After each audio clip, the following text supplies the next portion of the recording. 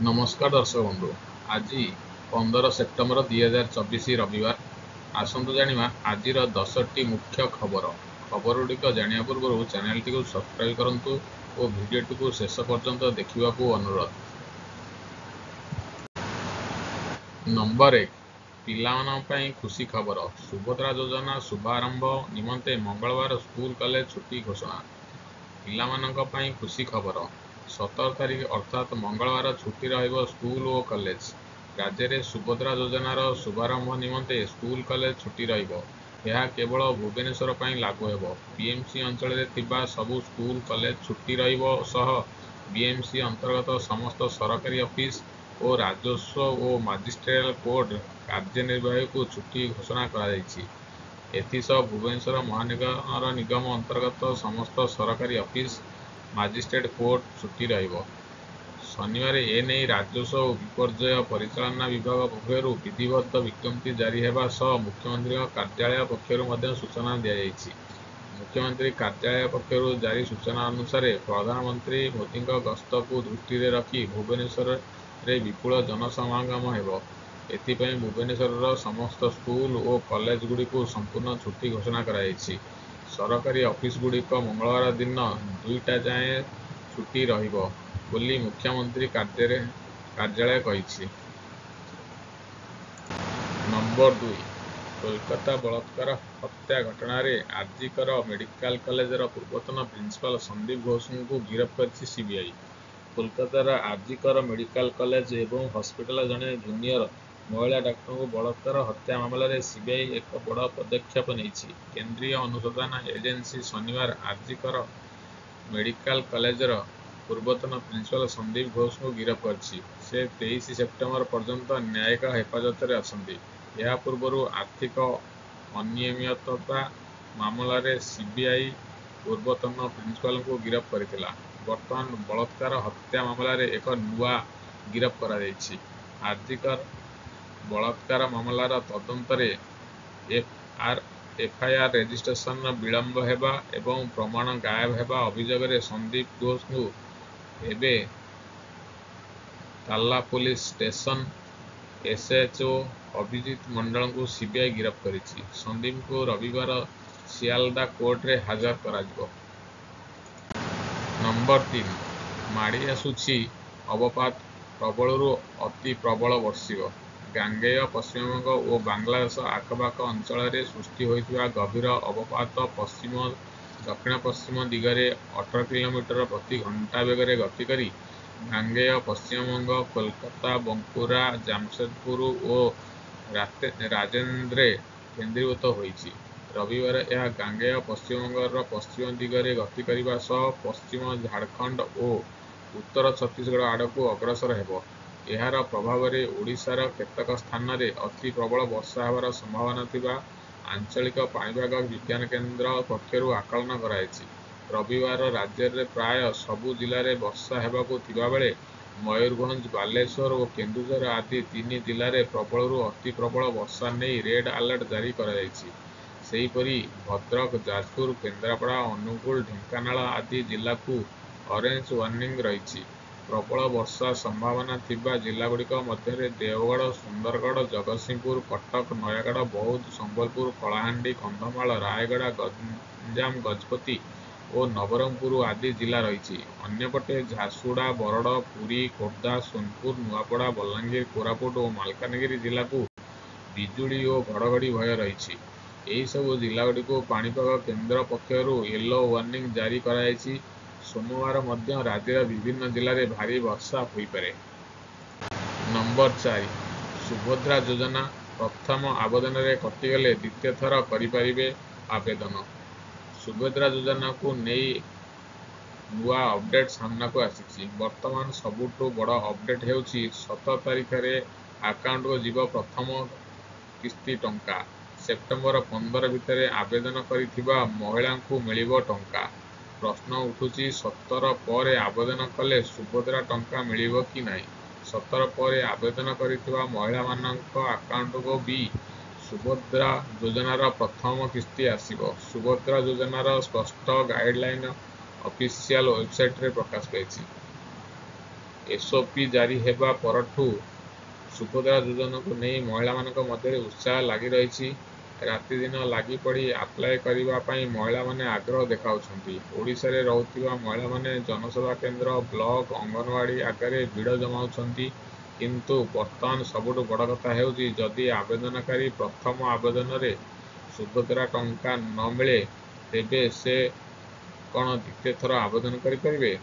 ତେବେ ଯଦି ଆପଣଙ୍କ ପ୍ରଥମ ଆବେଦନର ଟଙ୍କା ମିଳୁନାହିଁ କିମ୍ବା ଆପଣ ଅଯୋଗ୍ୟ ସାବ୍ୟସ୍ତ ହେଉଛନ୍ତି, ତେବେ ପରବର୍ତ୍ତୀ ସମୟରେ ଆବେଦନ କରିପାରିବେ ଏବଂ ଯଦି ପରବର୍ତ୍ତୀ ସମୟରେ ଆପଣ ଅଯୋଗ୍ୟ ବିବେଚିତ ହୁଅନ୍ତି, ତେବେ ଆବେଦନ ତାରିଖ ନିର୍ବିଶେଷରେ ସେ ସେହି ବର୍ଷର କିସ୍ତି ଗ୍ରହଣ କରିବେ। ନମ୍ବର 5, ଫିଲ୍ମ ଦୁନିଆରୁ ସନ୍ନ୍ୟାସ ଘୋଷଣା କଲେ ସାଉଥ୍ ସୁପରଷ୍ଟାର ଥାଲପତି ବିଜୟ। ଦକ୍ଷିଣ ଫିଲ୍ମ ଇଣ୍ଡଷ୍ଟ୍ରିର ସୁପରଷ୍ଟାର ଥାଲାପତି ବିଜୟ ଆଉ ଫିଲ୍ମରେ ଦେଖାଯିବେ ନାହିଁ। ଅଭିନେତା ଫିଲ୍ମରୁ ସନ୍ନ୍ୟାସ ନେବାକୁ ମନସ୍ଥ କରିଛନ୍ତି। ନିଜ ପ୍ରଡକ୍ସନ ହାଉସ୍ ଦ୍ୱାରା ଏକ ଭିଡ଼ିଓ ରିଲିଜ୍ କରି ସେ ଏହା ଘୋଷଣା କରିଛନ୍ତି। ଏହି ଭିଡ଼ିଓରେ ଥାଲାପତିଙ୍କ ଫିଲ୍ମର ଝଲକ ଦେଖାଯାଇଛି। ନିକଟରେ ଥାଲାପତି ବିଜୟ ତାଙ୍କର ଶେଷ ଫିଲ୍ମ ଥାଲାପତି 69 ଘୋଷଣା କରିଛନ୍ତି। ଏହି ଫିଲ୍ମ ରିଲିଜ୍ ହେବା ପରେ ସୁପରଷ୍ଟାର ଇଣ୍ଡଷ୍ଟ୍ରିରୁ ଅବସର ନେବାକୁ ନିଷ୍ପତ୍ତି ନେଇଛନ୍ତି। ତାଙ୍କ film the greatest of all time GOT ଗତ ସପ୍ତାହରେ ହଲ୍ରେ ମୁକ୍ତିଲାଭ କରିଥିଲା। ରିଲିଜ୍ ହେବା ପରଠାରୁ ଏହି ଫିଲ୍ମଟି ବକ୍ସ ଅଫିସରେ ହିଟ୍ ହୋଇଛି। ଏହି ଫିଲ୍ମ ଏପର୍ଯ୍ୟନ୍ତ 177 କୋଟିରୁ ଅଧିକ ଆୟ କରିଛି। ଥାଲାପତି ଦେଶରେ 2024 ଲୋକସଭା ନିର୍ବାଚନ ପୂର୍ବରୁ ତାଙ୍କ ଦଳ ତାମିଝାଗା ଭେନ୍ଦ୍ରି କାଝଗମ୍ ଗଠନ କରିଥିଲେ। ନିକଟରେ ସେ ପାର୍ଟି ପାଇଁ ପତାକା ମଧ୍ୟ ଉନ୍ମୋଚନ କରିଥିଲେ। ଏହି ଅବସରରେ ଥାଲାପତି କହିଥିଲେ ଯେ ତାଙ୍କ ଦଳ 2026 ବିଧାନସଭା ନିର୍ବାଚନରେ ଲଢ଼ିବ। ନମ୍ବର 6, ମୋ ସ୍କୁଲ ଅଭିଯାନ ନାଁ ବଦଳାଇଲେ ମୋହନ ସରକାର, ରଖିଲେ ଏହି ନୂଆ ନାଁ। ଗଣଶିକ୍ଷା ବିଭାଗ ମୋ ସ୍କୁଲ ଅଭିଯାନ ନାଁ ବଦଳିଲା। 2017ରୁ ଆରମ୍ଭ ହୋଇଥିବା ମୋ ସ୍କୁଲ ଅଭିଯାନ ନାଁ ବଦଳି ପଞ୍ଚସଖା ଶିକ୍ଷା ସେତୁ ନୂଆ ଯୋଜନା ହୋଇଛି। ଏନେଇ ମୋ ସ୍କୁଲ ଅଭିଯାନ ପରିଚାଳନା ସଂଗଠନକୁ ଗଣଶିକ୍ଷା ବିଭାଗ ଚିଠି ଲେଖିଛି। ତେବେ ମୋ ସ୍କୁଲ ନାମ ପରିବର୍ତ୍ତନ ନେଇ ରାଜନୀତି ତେଜିଛି। ବିଜେଡି କହିଛି ଭାଜପା ସରକାର ହେଉଛି କେବଳ ନାମ ଚେଞ୍ଜର ସରକାର। ଅନ୍ୟପକ୍ଷେ କଂଗ୍ରେସ କହିଛି। ସେହିପରି କଂଗ୍ରେସ କହିଛି ନୂଆ ସରକାର କିଛି ନେତୃତ୍ୱ ନାହିଁ, ବଜେଟ୍ କିଛି ନୂଆ ନାହିଁ, ପୁରୁଣା ଜିନିଷକୁ ନୂଆ ନାଁ ଦେଉଛି ଭାଜପା। ସେବେ ମୋ ସ୍କୁଲ 5T ଥିଲା, ଏବେ ଏମାନେ କଲେ ପଞ୍ଚସଖା।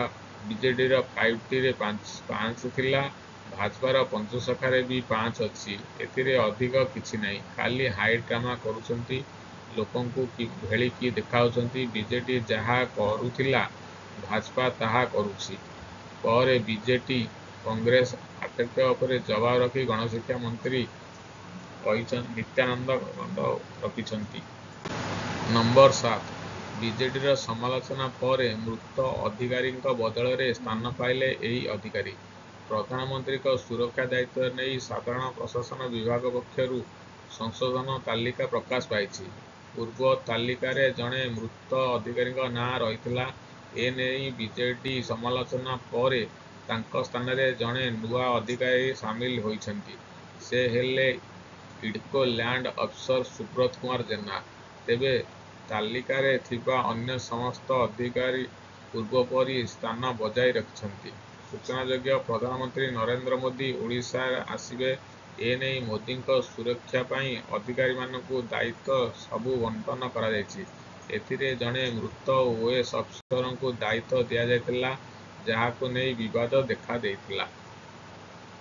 ନମ୍ବର 8, ମୋହନ ସରକାରଙ୍କ ବଡ଼ ଘୋଷଣା, ଆଦାନୀ ହାତକୁ ଗଲା ଗୋପାଳପୁର ବନ୍ଦର। ଶେଷ ହୋଇଛି କ୍ୟାବିନେଟ୍ ବୈଠକ। ରାଜ୍ୟ କ୍ୟାବିନେଟରେ ବସିଥିବା ଏକ ଗୁରୁତ୍ୱପୂର୍ଣ୍ଣ ବୈଠକରେ 3ଟି ପ୍ରସ୍ତାବ ଉପରେ ମୋହର ବାଜିଛି। ମୁଖ୍ୟମନ୍ତ୍ରୀ ମୋହନ ଚରଣ ମାଝୀଙ୍କ ଅଧ୍ୟକ୍ଷତାରେ ଏହି ବୈଠକ ବସିଥିଲା। ସୂଚନାନୁଯାୟୀ ଲୋକସେବା ଭବନରେ ବସିଥିବା ଏହି ବୈଠକରେ 3ଟି ଗୁରୁତ୍ୱପୂର୍ଣ୍ଣ ପ୍ରସ୍ତାବ ଉପରେ ମୋହର ବାଜିଛି। ନିଷ୍ପତ୍ତି ଅନୁଯାୟୀ ଗୋପାଳପୁର ବନ୍ଦରରେ 95% ଅଂଶଧନ ଆଦାନୀ ଗ୍ରୁପ ପାଖକୁ ଯାଇଛି। ଓଡ଼ିଶା ଷ୍ଟିଲ୍ ସିଡର୍ସ ଲିମିଟେଡ୍ ହାତରେ ଆଉ ବାକି 5% ଅଂଶଧନ ରହିଛି। ଏହି ଚୁକ୍ତିନାମାକୁ ରାଜ୍ୟ କ୍ୟାବିନେଟ୍ ମଞ୍ଜୁର ଦେଇଛନ୍ତି। ଆଦାନୀ ଗ୍ରୁପ ପାଖକୁ ଏହି ଅଂଶଧନ ଯିବା ପରେ ଗୋପାଳପୁର ବନ୍ଦରର ଉନ୍ନତୀକରଣ କରାଯାଇପାରିବ। ଫଳରେ ରାଜ୍ୟ ପ୍ରତ୍ୟକ୍ଷ ଓ ପରୋକ୍ଷ ଭାବେ ନିଯୁକ୍ତି ବଢ଼ିବ। ଭାରତର ସବୁଠୁ ବଡ଼ ପ୍ରାଇଭେଟ୍ ପୋର୍ଟ ସଞ୍ଚାଳକ ଆଦାନୀ ପୋର୍ଟ ଗୋପାଳପୁର ବନ୍ଦରର ସେୟାର କିଣିବା ପାଇଁ 1,349 କୋଟି ଟଙ୍କା ଖର୍ଚ୍ଚ କରିଛି। ଗୋପାଳପୁର ପୋର୍ଟକୁ ଅଂଶଧନ ପାଇଁ ଆଦାନୀ ପୋର୍ଟ ସଫାର୍ଜି ପାଲୋଜି ଗ୍ରୁପରୁ 56% ଓ ଓଡ଼ିଶା ଷ୍ଟେଟ୍ସରୁ 39% ଅଂଶଧନ କିଣିଛି। ନମ୍ବର 9 ରାଜ୍ୟ କ୍ୟାବିନେଟରେ ବଡ଼ ନିଷ୍ପତ୍ତି, ମା ବାପାଙ୍କ ମୃତ୍ୟୁ ହେଲେ ଏଣିକି ଝିଅକୁ ମିଳିବ ଚାକିରି। ରାଜ୍ୟ କ୍ୟାବିନେଟ୍ ବୈଠକ ଶେଷ ହୋଇଛି। ବୈଠକରେ ମୁଖ୍ୟମନ୍ତ୍ରୀ ମୋହନ ମାଝୀ 3ଟି ପ୍ରସ୍ତାବ ଉପରେ ମୋହର ମାରିଛନ୍ତି। ସରକାରୀ କର୍ମଚାରୀଙ୍କ ମୃତ୍ୟୁ ହେଲେ ଏଣିକି ଝିଅଙ୍କୁ ଚାକିରି ମିଳିବ। ମା ବାପାଙ୍କ ଉପରେ ନିର୍ଭରଶୀଳ ବିବାହିତ ଝିଅ, ସାବତ ଝିଅ ନିଯୁକ୍ତି ପାଇଁ କ୍ୟାବିନେଟରେ ନିଷ୍ପତ୍ତି ହୋଇଛି। ଥଇଥାନ ଯୋଜନାରେ ବିବାହିତ କିମ୍ବା ସାବତ ଝିଅଙ୍କୁ ଚାକିରି ମିଳିବ। ସେହିପରି ଅଗ୍ନିବୀରଙ୍କୁ ନେଇ କ୍ୟାବିନେଟରେ ବଡ଼ ନିଷ୍ପତ୍ତି ହୋଇଛି। ଅଗ୍ନିବୀରଙ୍କ ପାଇଁ ରାଜ୍ୟ ୟୁନିଫର୍ମ ସର୍ଭିସରେ 10% ସ୍ଥାନ ସଂରକ୍ଷଣକୁ ମଞ୍ଜୁରି ମିଳିଛି। ସୂଚନାଯୋଗ୍ୟ, ମୁଖ୍ୟମନ୍ତ୍ରୀ ମୋହନ ମାଝୀଙ୍କ ଅଧ୍ୟକ୍ଷତାରେ ରାଜ୍ୟ କ୍ୟାବିନେଟ୍ ବୈଠକ ବସିଥିଲା। ଅନ୍ୟପଟେ ଭାଜପା କାର୍ଯ୍ୟାଳୟରେ ରାଜ୍ୟ ସଭାପତିଙ୍କ ଅଧ୍ୟକ୍ଷତାରେ ବୈଠକ ବସିବ। 17ରେ ପ୍ରଧାନମନ୍ତ୍ରୀଙ୍କ ଓଡ଼ିଶା ଆସିବା କାର୍ଯ୍ୟକ୍ରମ ରହିଛି। ଗସ୍ତ ପୂର୍ବରୁ ଗୁରୁତ୍ୱପୂର୍ଣ୍ଣ ବୈଠକ ବସୁଛି। ବୈଠକରେ ମୁଖ୍ୟମନ୍ତ୍ରୀ ମୋହନ ମାଝୀ, ପ୍ରଭାରୀ ବିଜୟ ସିଂ ପାଲ୍-ସିଂ ତୋମାର ଯୋଗଦେବେ। ସୁଭଦ୍ରା ଯୋଜନା ସହ ସଦସ୍ୟତା ଅଭିଯାନ ନେଇ ବୈଠକରେ ଆଲୋଚନା ହେବ। ନମ୍ବର 10 ପୁଣି ଚାକିରି କରିବେ ଅବସରପ୍ରାପ୍ତ ସରକାରୀ କର୍ମଚାରୀ, ଗାଇଡଲାଇନରେ ରହିଛି। ଅବସରପ୍ରାପ୍ତ ସରକାରୀ କର୍ମଚାରୀଙ୍କୁ ମିଳିବ ପୁନଃ ନିଯୁକ୍ତି। ଏଥିପାଇଁ ରାଜ୍ୟ ସରକାର ଗାଇଡଲାଇନ ଜାରି କରିଛନ୍ତି। ଅବସରପ୍ରାପ୍ତ କର୍ମଚାରୀମାନେ କେଉଁ ମାନଦଣ୍ଡରେ ଚୟନ ହେବେ ସେନେଇ ବିସ୍ତୃତ ଗାଇଡଲାଇନ ଜାରି ରହିଛି। ପୁନଃ ନିଯୁକ୍ତି ପାଇଁ କମିଟି ଚୟନ କରିବ। ଉକ୍ତ କମିଟିରେ ମୁଖ୍ୟ ସଚିବ କମିଟି ଅଧ୍ୟକ୍ଷ ଥିବାବେଳେ ଯିଏ ସଚିବ, ଅର୍ଥ ସଚିବ କମିଟିର ସଦସ୍ୟ ରହିଛନ୍ତି। 65 ବର୍ଷରୁ କମ୍ ଓ ଚାକିରିରେ ଭଲ ରେକର୍ଡ ଥିବା ବ୍ୟକ୍ତିଙ୍କୁ ପୁନଃ ନିଯୁକ୍ତି ମିଳିବ ବୋଲି ଗାଇଡଲାଇନରେ ଉଲ୍ଲେଖ ରହିଛି। ତେବେ ସବୁଠୁ ଗୁରୁତ୍ୱପୂର୍ଣ୍ଣ କଥା ହେଲା, ପୁନଃ ନିଯୁକ୍ତି ପାଇବାକୁ ଥିବା ବ୍ୟକ୍ତି ଶାରୀରିକ ଭାବେ ସୁସ୍ଥ ଥିବା ନିତାନ୍ତ ଜରୁରୀ ଅଟେ। ବିଭାଗୀୟ କାର୍ଯ୍ୟାନୁଷ୍ଠାନ ହୋଇଥିଲେ ବିଚାରଯୋଗ୍ୟ ହେବନି ପୁନଃ ନିଯୁକ୍ତି। ଅବସର ପୂର୍ବରୁ ସିସିଆର ଆଉଟଷ୍ଟାଣ୍ଡିଂ ଥିଲେ ପୁନଃ ନିଯୁକ୍ତି କରାଯିବ। ପଦବୀରେ ପୁନଃ ନିଯୁକ୍ତି ପାଇଁ ଖୋଲା ବିଜ୍ଞାପନ ଜରିଆରେ ସୂଚିତ କରାଯିବ।